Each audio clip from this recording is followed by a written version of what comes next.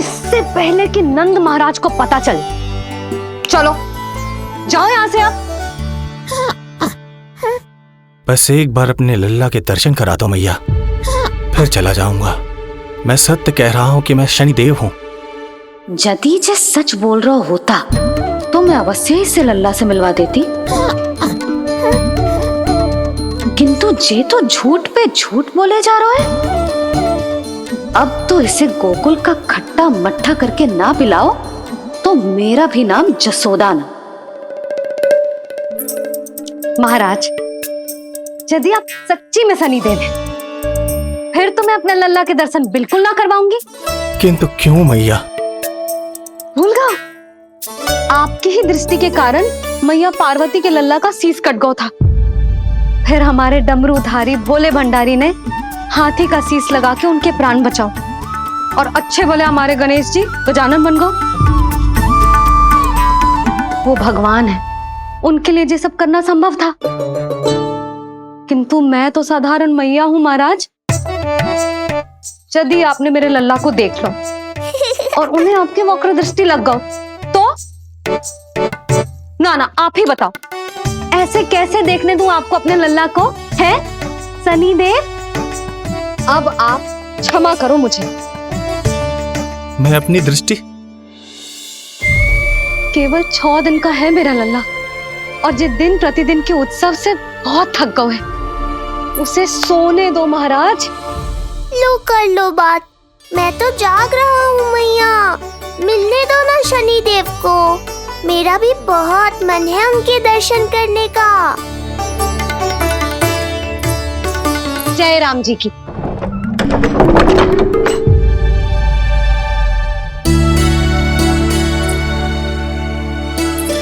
ऐसे ढोंगियों से जितना बच के रहे लल्ला उतना ही अच्छा।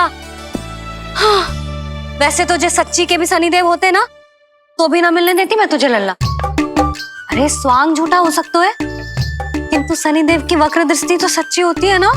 हाँ हाँ, नहीं तो। ये क्या किया मैया, कितना दुख हुआ होगा शनिदेव को।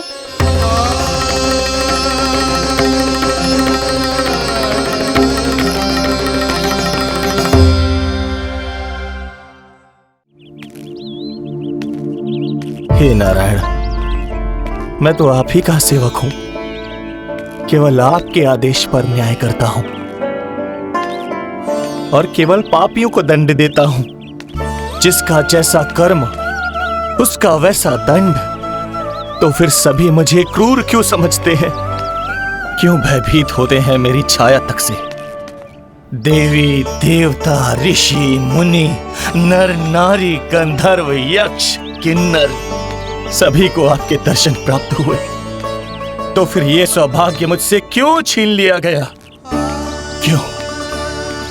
ये तो न्याय नहीं है ना प्रभु, ये तो न्याय नहीं है ना प्रभु।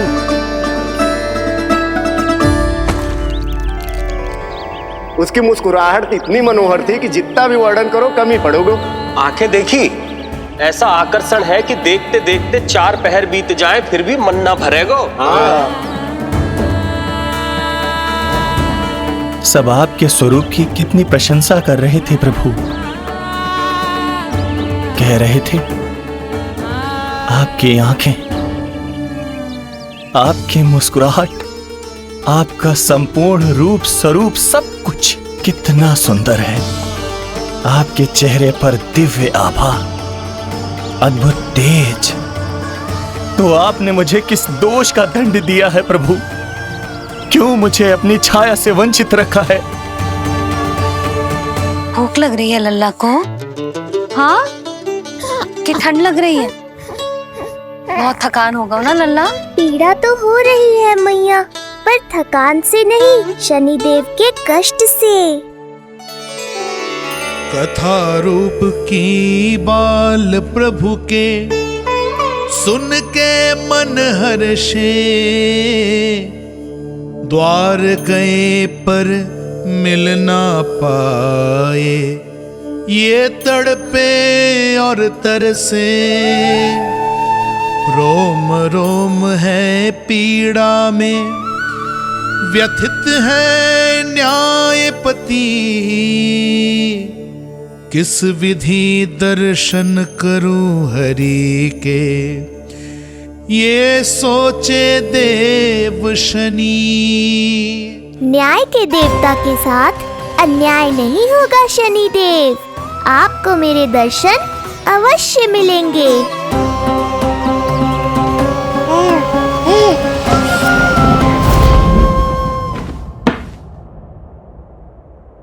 ठंडे झोंके से नींद ना आ रही लल्ला को?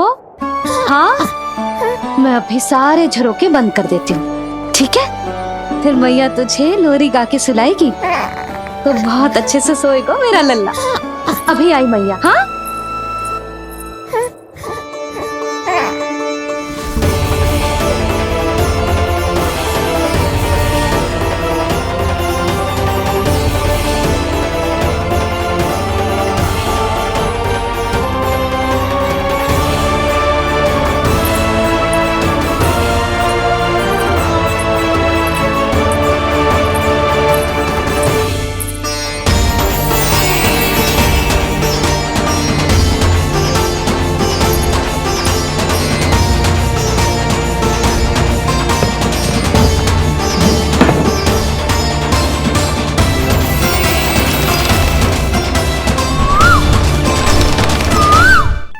आपके संकेत की प्रतीक्षा है प्रभु। एक बार आदेश कर दीजिए कि मेरे भाग्य में आपके शुभ दर्शन है ही नहीं, मैं चुपचाप यहां से चला जाऊंगा। क्या मैं इतना भी योग्य नहीं प्रभु कि आप मुझे संकेत दें?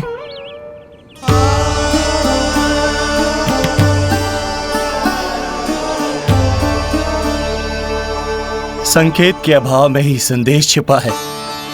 आपके दर्शन करने की इच्छा मेरी कभी पूरी नहीं होगी।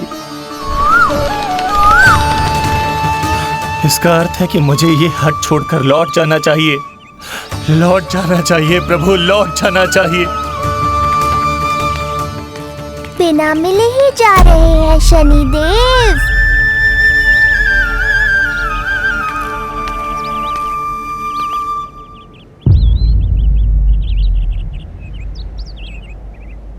अवश्य ही ये मेरा भ्रम होगा।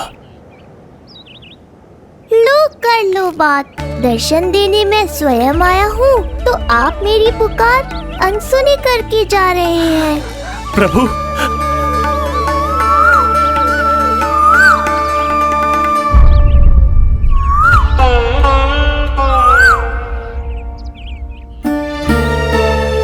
आपके दर्शनों के लिए कितना व्याकुल हूं मैं। सामने कोकिला है लेकिन स्वर मुझे आपका सुनाई दे रहा। ऐसा इसलिए शनिदेव क्योंकि ये कोकिला माध्यम है, मुझे आपसे मिलाने में सहायक है ये कोकिला।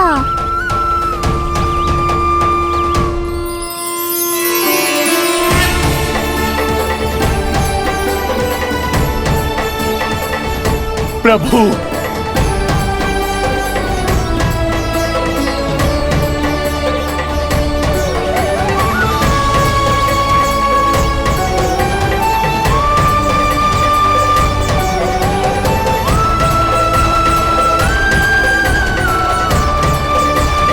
प्रभु मैं धन्य हो गया। संपूर्ण जगत आपके दर्शन लेने आया, किंतु आप मुझे दर्शन देने चले आए प्रभु। आपने सच्चे हृदय से स्मरण किया था, फिर कैसे ना आता मैं। जब भक्त ईश्वर को पूरी सच्चाई से पुकारता है तो उसकी पुकार बड़ी से बड़ी तपस्या से भी बड़ी होती है। मेरी तपस्या का फल इतने बड़े वरदान के रूप में मिलेगा, इसकी कल्पना भी नहीं की थी मैंने। आपने अपनी तपस्या से इस स्थान को पवित्र कर दिया है शनिदेव। आज से जो भी मुझे हृदय में धारण कर यहाँ आएगा उसे मेरी कृपा अवश्य प्राप्त होगी। तो फिर प्रभु, मेरा एक अंश यहाँ सदैव निवास करेगा, इसीलिए आज से ये स्थान कोकिलावन के रूप में जाना जाएगा। और मेरी वक्र दृष्टि से प्रभावित होकर जो व्यक्ति यहाँ पर आकर आपकी भक्ति करेगा वो विनाशकारी प्रभाव से पूरी तरह मुक्त हो जाएगा।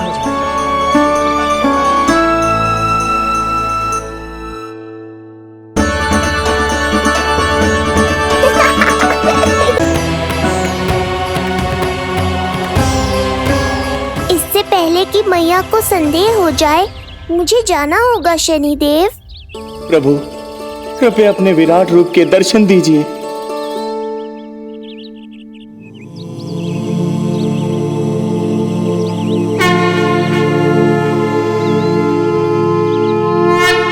सशंख चक्रम सकिरीट कुंडलम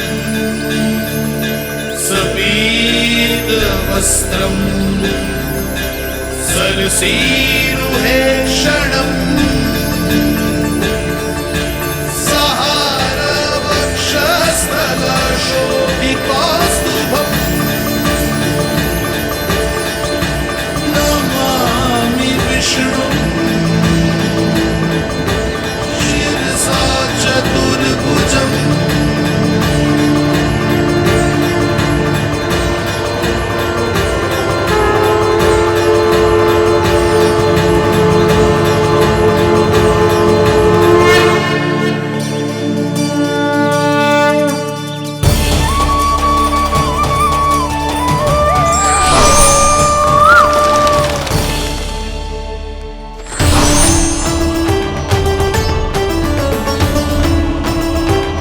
हे श्री हरि, मुझे पंछी की छाया।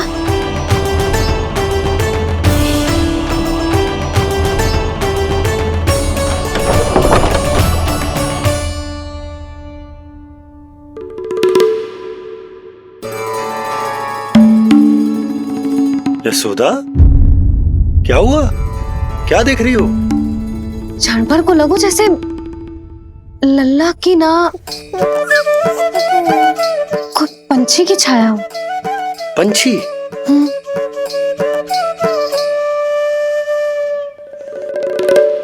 अब ना मुझे तो लग रहा है जो गिलहरी की छाया।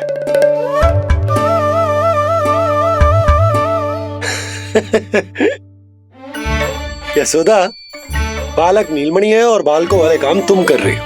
अरे प्रकाश और छाया से खेलने का काम लल्ला के लिए छोड़ दो। अरे परंतु ये देखो, झरोका खुलो है, ठंडी बयार चल रही है, लल्ला को ठंड लग जाएगी। बंद करो, जाओ। हाँ हाँ हाँ लल्ला, ए लल्ला।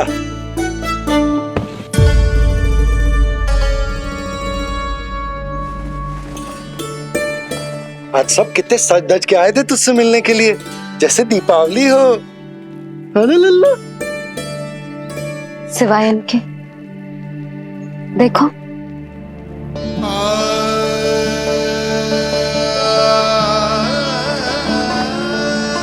जब से चिच्ची मथुरा से लौटी है, इनका सजना सवरना सब छूट गया है। मैया, तब तो हमें अवश्य ही कुछ करना चाहिए। सुनो जी, हमें अवश्य कुछ करना चाहिए। जे इसे देखो, ना तो जे थको है, ना इसकी आंखों में नींद है। हो सकता है इसका भी मन हो अपनी बड़ी माँ से बात करने का।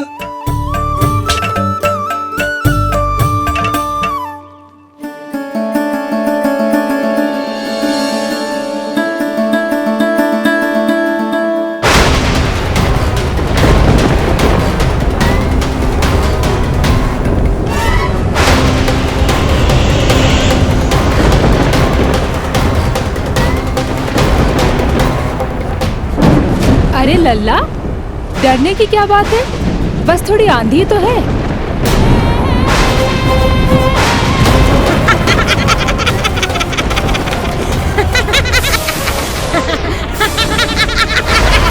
लल्ला, लल्ला, लल्ला, लल्ला।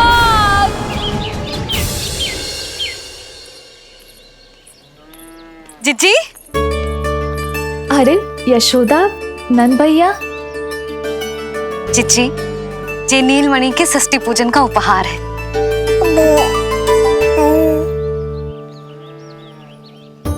यशोदा, नंद भैया, मैं आप दोनों की भावनाओं का सम्मान करती हूँ। आप दोनों को तो पता है, मेरे हृदय में नीलमणि के प्रति अत्यधिक प्रेम है।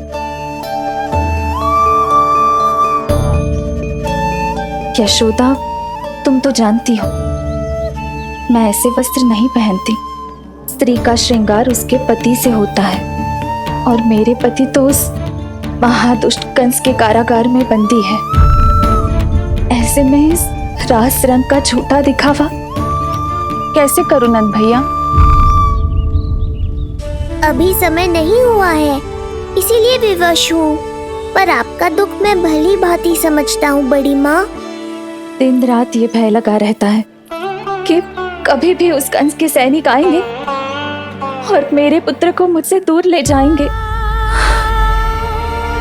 इस आशंका में मैंने उसका बालपन भी खो दिया है। उस नन्हे से बालक को 4 दीवारों के भीतर बंद करके रखा है मैंने। थोड़ी देर और, बस तेरे बाबा अब भी आते ही होंगे।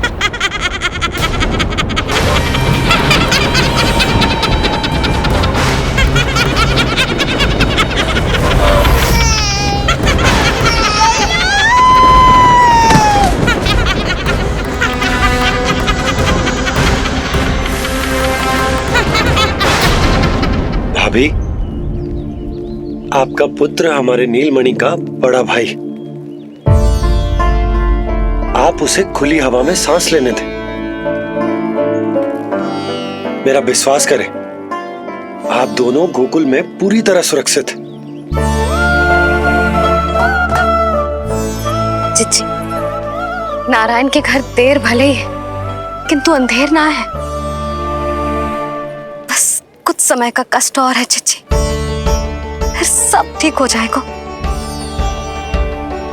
और ये देखो, नीलमणि स्वयं आओ है आपको उपहार देने के लिए। इसे भी मना करोगे आप?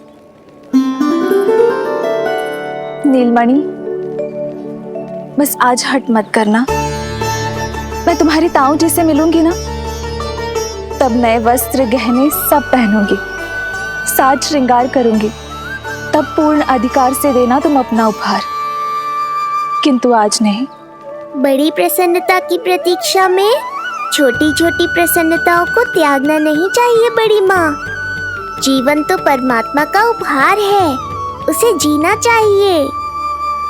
चिच्ची, बड़ी प्रसन्नता की प्रतीक्षा में जीवन की छोटी छोटी प्रसन्नताओं का त्याग ना करना चाहिए। जीवन तो परमात्मा का उपहार है, जीवन तो जीना चाहिए। नंदराज, नंदराज, नंदराज, क्या हुआ? भोला बंसी, तुम दोनों यहाँ? जी वो उपनंद जी ने कही थी कि आपको वार्षिक कर के बारे में स्मरण करा दूं, इसलिए हम दोनों चले आए। अरे हाँ, नीलमणि के आने की प्रसन्नता में मैं तो भूल ही गया था।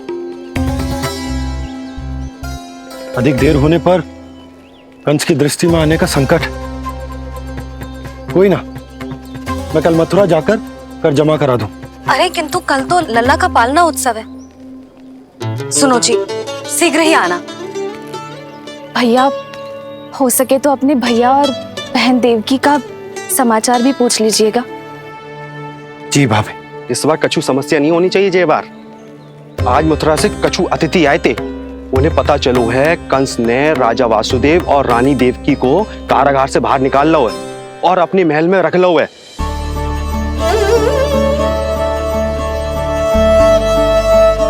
ये तो अत्यंत शुभ समाचार है।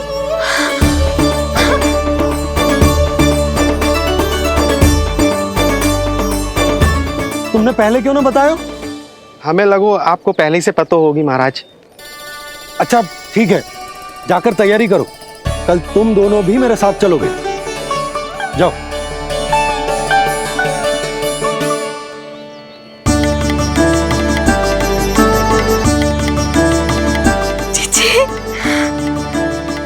भाभी, यशोदा ने कहा था ना कि नारायण के घर देर अवश्य, परंतु अंधेर ना है। प्रतीत होता है हमारा नीलमणि सबके लिए सौभाग्य लेकर आया है। सच्ची भाभी, नारायण का वरदान है जय बालक। भाभी, अब हमें चलना चाहिए। और हाँ, कल वसुदेव भैया और देव की भाभी से बिना मिले वापस ना आऊंगा मैं। उन्हें कह दूंगा और बता दूंगा कि कितना स्मरण करते हो आप उन्हें। चिच्ची, शुभ समाचार मिलो है। अब तुझे उपहार स्वीकार करना पड़ेगा। हाँ यशोदा, अत्यंत शुभ समाचार आया है और अपने साथ ही आशा भी लाया है कि अब शीघ्र ही उनसे मिलना संभव होगा।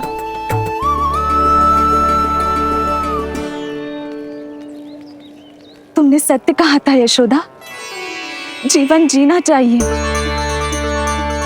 मैं भी जीऊंगी, छोटी छोटी प्रसन्नताओं को मनाऊंगी, अपना ध्यान रखूंगी, फिर से सजूंगी, संवरूंगी। अब जब वो मुझसे मिलने आएंगे, उनका स्वागत करूंगी। उन्हें वैसे ही मिलूंगी जैसे जैसे उन्हें छोड़कर आई थी। मैं आपको आपके दुख से मुक्ति दिलाऊंगा। बस कुछ समय तक और प्रतीक्षा कर लीजिए बड़ी माँ।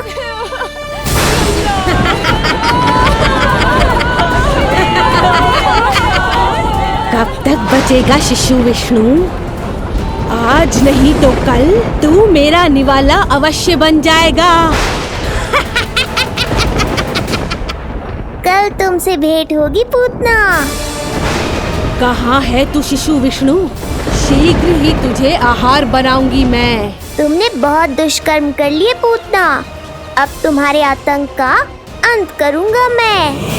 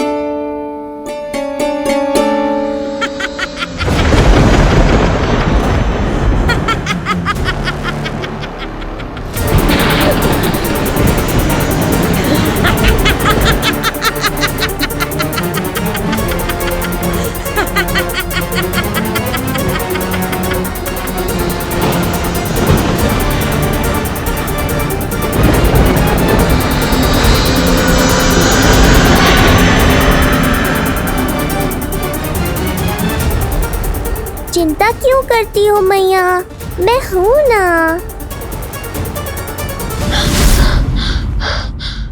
नेत्र खुले रहे तो मैया पक्का घबरा जाएंगी।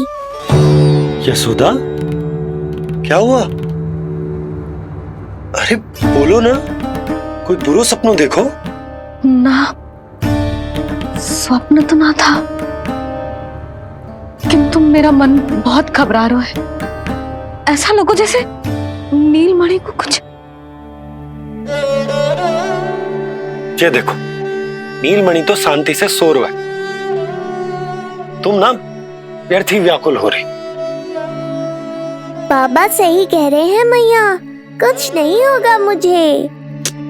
सुबह होने में अभी समय है, व्यर्थ की चिंता को झटक सो जाओ। अच्छा, ऐसे कैसे झटक दूं चिंता? नींद अचानक खुलो है मेरी, इसका अर्थ है अवश्य ही कोई बुरी दृष्टि है मेरे लल्ला पर।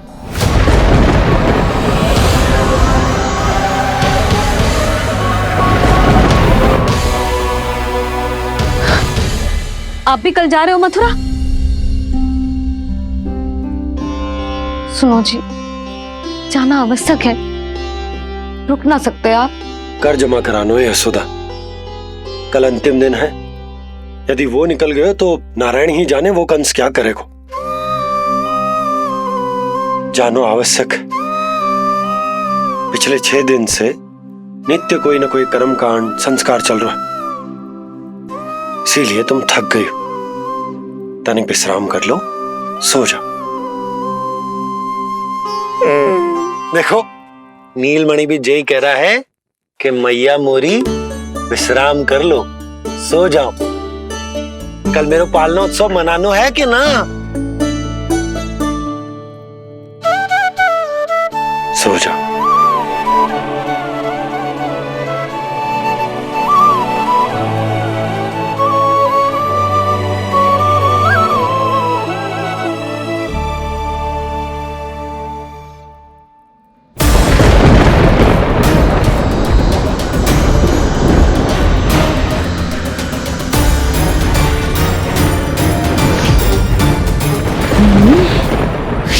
की गंध। पर अब तो भूख भी मिट गई है।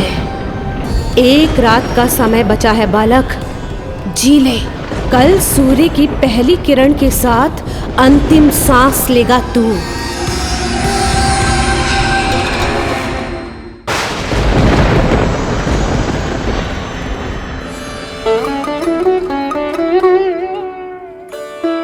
संतान के लिए मैया का कैसा अद्भुत प्रेम है ये। पूतना की छाया से ही इन्हें आने वाले संकट का आभास हो गया।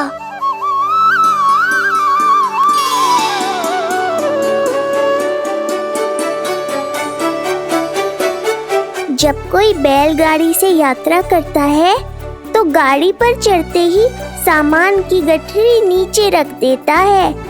उसे पूरे समय अपने सिर पे ढोते हुए यात्रा नहीं करता। उसी प्रकार आप भी अपनी चिंता की गठरी मुझे सौंप दो मैया, मैं सब संभाल लूंगा। जैसे आप थपकी देकर मुझे सुलाती हो, वैसे ही आज मैं आपको सुलाऊंगा।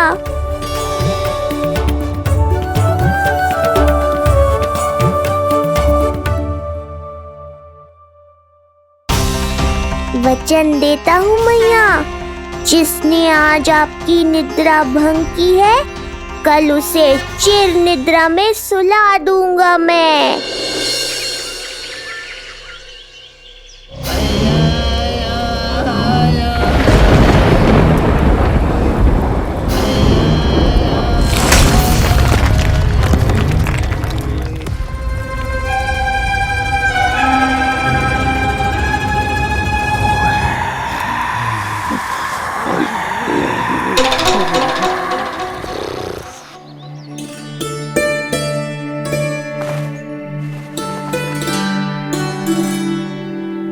गाड़ी तैयार है नंदराज जी।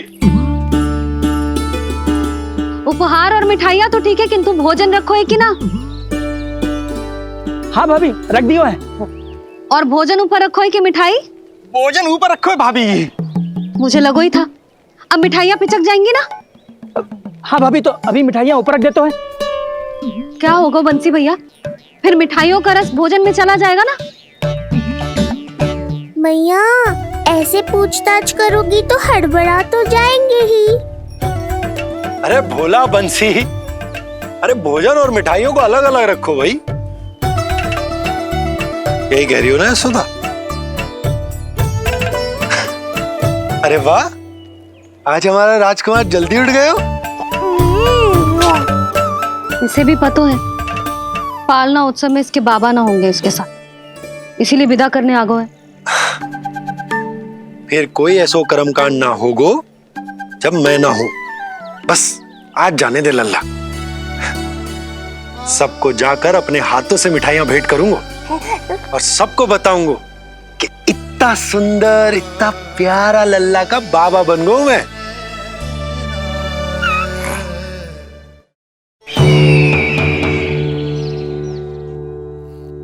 भैया के अत्याचारों की कोई सीमा ही नहीं।